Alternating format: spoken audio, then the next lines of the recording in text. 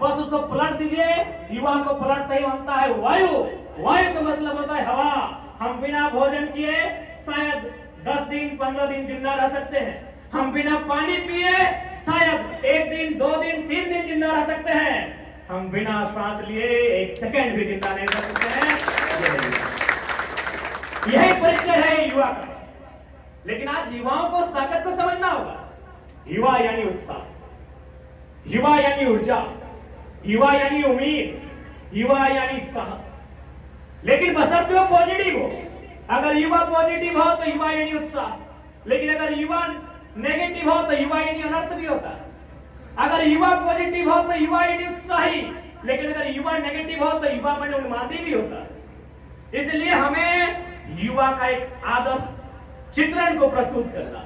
युवा यानी आदर्श, युवा यानी विचार, युवा यानी संस्कार, युवा यानी विचार, युवा यानी संस्कार, यानी स्वामी विवेकानंद। जब स्वामी विवेकानंद का चित्र हमारे मस्तिष्क में आता है तो शिकागो धर्म सम्मेलन का वो वक्तव्य याद आता है उनका, जब एक विदेशी महिला उनके भाषण को सुनने के बाद उन पर मोहित हो गई। वो महिला उनके पास गई और कहा कि हे संत, आप हमसे विवाह कर लें, आपसे हमें प्रेम हो गया है। आपसे अगर हम विवाह करेंगे तो हमारी अभिलाषा है कि मेरा पुत्र जो होगा आपके जैसा होगा। विवेकानंद जी का उत्तर क्या था मालूम है या? विवेकानंद जी का उत्तर था, हे देवी, आपका सम्मान करते हैं, पर यदि आप चाहते हैं कि आपको मेरे जैसा पुत्र मिले तो एक काम कीजिए, आप मुझे ही अपना पुत्र स्वीकार कर लीजिए। न मेरे ब्रह्मचर्य का व्रत टूटेगा, न मेरे ब्रह्मचर्य का व्रत टूटेगा और न आपकी अभिलाषा टूटेगी। मेरा ब्रह्मचर्य का व्रत लिया था, आजीवन कुंवारा रहना है, और आप अभिलाषा लेकर आए मेरे से पुत्र प्राप्ति की, तो उसके लिए पति बनाने की क्या आवश्यकता है? मुझे अपना पुत्र ही बना ले। तो युवा यानी संस्कार, युवा यानी विचार, युवा यानी आदर्श आज की युवाओं में झलकना चाहिए। हालांकि जब मैंने विवेकानंद जी की बात कही तो एक चीजें आती है कि आपको आज के दौर में कहा जाता है, विशेषकर राजनीति से जोड़कर, कि आपको ट्रिपल से सावधान रहना होगा, नहीं तो बाकी जो विपक्ष के लोग हैं आपको गुमराह करेंगे, आपको उनके माध्यम से साधने का काम करेंगे। हालांकि उस डब्लू में एक वोमेन शब्द आता है, इसलिए मैं माफी मांग लूंगा, तमाम बहनों से, तमाम माताओं से मैं माफी मांग लूंगा, लेकिन ये कहा जाता है उस डब्लू को क्या करते हैं? वेल्थ। जितने नौजवान आए हैं भैया, सबसे पहले जो विपक्ष के लोग हैं आपको मोटी रकम देंगे, तेरे टाइगर में की देखो। ये हो भी चुका है, कई जगह आता है कि आपका टाइगर क्या देगा, क्या कर लेगा। सबसे पहला प्रलोभन आपका वेल्थ का आएगा।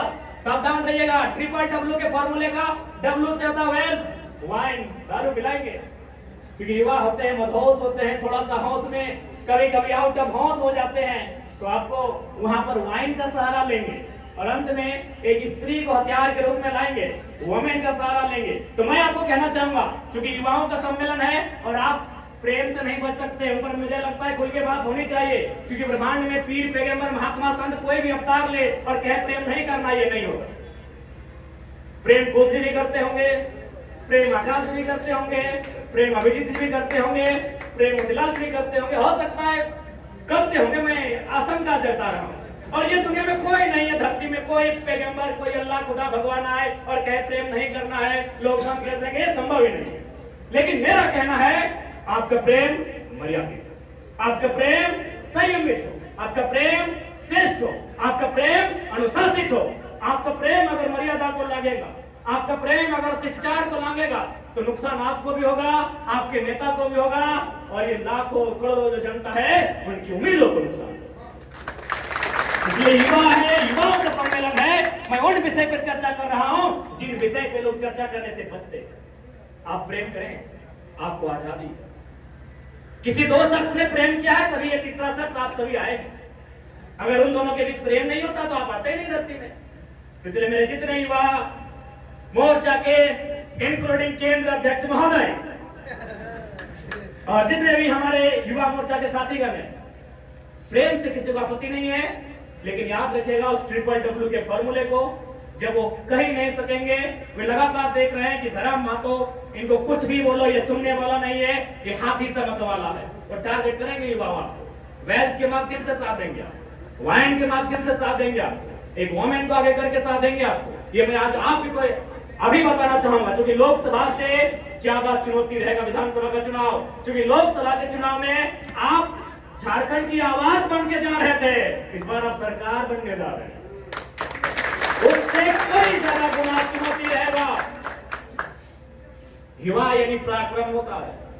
जब युवा का चित्र हमारे जहन में आता है तो भगत सिंह याद आते हैं। जब युवा का चित्र हमारे जहन में आता है तो अशफाकुल्लाह खान, चंद्रशेखर आजाद याद आते हैं, बिरसा भगवान और शहीद निर्मल महतो याद आते हैं। युवा यानी पराक्रम, युवा यानी शौर्य। इसलिए आज तमाम युवाओं को मेरा संदेश होगा, लेकिन अंततः उस शौर्यता में, उस पराक्रम में आपको अनुशासन के तलहीजों को लांघना नहीं होगा। जब बचपन में थे तो हमारे गुरुजी एक बड़ी अच्छी बात कहा करते कि जो युवा होता है ना, युवा एक नदी की धारा की तरह होता है। कौन सी नदी की धारा? जिस नदी को हम लोग अभी देखेंगे, जब उसमें बाढ़ आएगी, वो बाढ़ तोड़ते हुए, लांघते हुए, मर्यादा को पार करते हुए आगे बढ़े, वही युवा होते हैं। वही युवा होते हैं, युवा नदी की धारा होते हैं। लेकिन ध्यान रखिएगा, अगर उसी नदी की धारा में अगर हम लोग डैम बना देते हैं तो डैम का पानी बंजर धरती तक जाता है, वहां हरियाली लेके आता है। तो इस कथन के कहने का मतलब है, डैम का मतलब है अनुशासन। अगर युवा अपने ऊपर डैम बनने के लिए मंजूरी दे दे, अगर युवा अनुशासन को स्वीकार कर ले, तो युवा नो डाउट बदलाव लेकर आएंगे, और बदलाव लेकर जो भी आए हैं वो युवा ही रहे। और बिल्कुल सहज समय स्वीकारना होगा कि आज अगर आपके केंद्रीय अध्यक्ष ने अगर गिरिडीह नहीं, मैं आपको भारत की हिस्ट्री से परिचय करवाता हूं।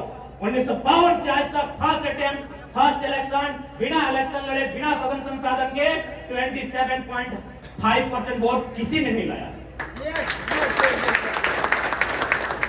इस लोकसभा के चुनाव में 8000 प्रत्याशियों ने भाग लिया। पूरे भारत देश में 543 लोकसभा की सीटों में 8000 प्रत्याशियों ने भाग लिया। आपको गर्व करना चाहिए कि कोई संसद नहीं, मुखिया नहीं, वार्ड नहीं, जिसने कभी चुनाव लड़ा ही नहीं, वो शख्स फर्स्ट अटेम्प्ट में 3.5 लाख वोट लेकर आया। ये हिस्ट्री है इस बार के चुनाव। बिल्कुल इसमें सबका, अगर बुजुर्गों का आशीर्वाद है, अगर अनुभवी लोगों का सलाह है, तो युवाओं का भी त्याग है। अगर मैंने 3.5 लाख वोट लाया तो बिल्कुल आज तमाम मीडिया के सामने हौसलास में कहता हूं, इसमें युवा मोर्चा की एक बहुत बड़ी जिम्मेदारी थी, निभाया। लेकिन हाँ, 1 लाख वोट पीछे रह गए, उसमें भी युवा मोर्चा की जिम्मेदारी। 1 लाख वोट जब पीछे रह गए, उसमें भी युवा दोषी है। क्यों दोषी है? चुनाव जीते नहीं, डीजे बुक कर लिया। चुनाव जीते नहीं है, पटाखा बुक कर लिया।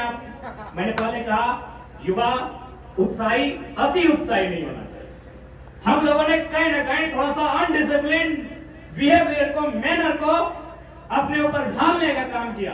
नो डाउट 3.5 लाख जो वोट आए, इनमें संघर्ष में युवा कहीं पीछे नहीं हटा। लेकिन अब थोड़ा सा अगर अपने आप को मेंटेन कर लेते हैं, अपने उत्साह से थोड़ा अपने आप को नियंत्रण कर लेते, तो शायद हम लोग उस 1 लाख वोट को भी ले आते हैं। और रात के बीच शायद संसद रामातो भी होता।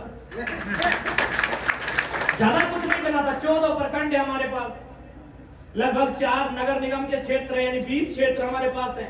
अगर एक एरिया में हम 5000 वोट का टारगेट लेते, ज्यादा नहीं 5000, तो हम लोग 1 लाख को क्रॉस कर गए। तो इसलिए थोड़ी सी कमियां रही। और देखिए, जो लोग अपनी कमियों को स्वीकारते हैं वही आगे बढ़ते हैं। कमियों को स्वीकारना चाहिए, कमियों पर चर्चा करना चाहिए, कमियों पर चिंतन मंथन करना चाहिए, तभी जाके हम लोग आगे बढ़ेंगे। आज के सभागार से तमाम युवा मोर्चा के सभी साथियों को एक संदेश देना यही चाहेंगे कि आगामी जो विधानसभा का चुनाव होगा, उसमें आपके कंधों पर बहुत बड़ी जिम्मेदारी होगी। आपके कंधों पर जिम्मेदारी इसलिए होगी क्योंकि हमारा संगठन नया है, हमारा संगठन नवोदित है, अभी यही अंगड़ाइयां ले रहा है। हमारे पास साधन संसाधन की कमी है, लेकिन हमारे पास ऊर्जा की कोई कमी नहीं है, और ऊर्जा यानी युवा। तो आप हमारे संगठन की ऊर्जा, इसलिए इस विषय को आपको समझना होगा, इस विषय को आपको गहन चिंतन मंथन में लाना होगा कि आप हमारे संगठन की रीढ़ है और आप विधानसभा के चुनाव में एक्स फैक्टर हैं। इसलिए आज से ही आपको लग जाना है और एक बात स्पष्ट कहेंगे कि आज चुनाव को